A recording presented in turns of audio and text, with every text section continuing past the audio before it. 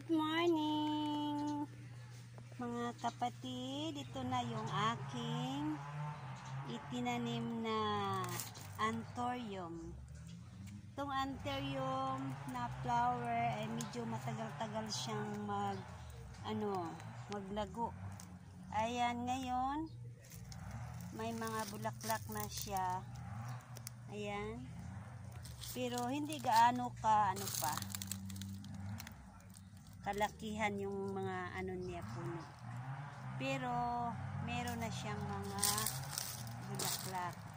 Ayan, so siguro bukas maka-harvest na ako ng kunti dito na naman, kasi naka first harvest na naman ako dito.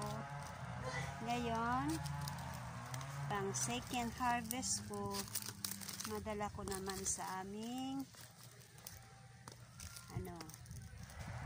chopper. Ayan, may mga bulaklak na siya. So medyo matagal-tagal na itong itinanim ko. May katagalan na, how many months na, kasi pag tag-init hindi masyado siyang bumulaklak kasi wala pang masyadong shade dito, kasi maliit pa yung mga puno. Ang iba naman namamatay, pero mas marami din ang nabubuhay. Ayan yung mga anthurium ko. Ito iba itong klaseng anthurium, yung una kong itinanim.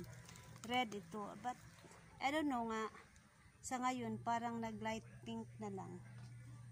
Ayan, nahawa siguro siya nitong white, pero itong isa ay parang peach.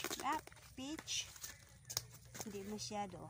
Ayan, ayan ang flower ngayon niya, parang pink na putlig na, pero hindi pa masyadong naglago kasi last few months mainit. So pag mainit medyo matagal silang tumubo.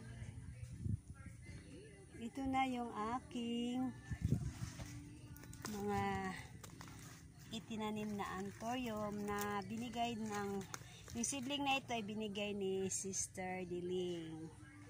Ayan, so tomorrow mag second harvest na po ako dito sa aking anthurium. Again, thank you for watching again. Bye bye, God bless.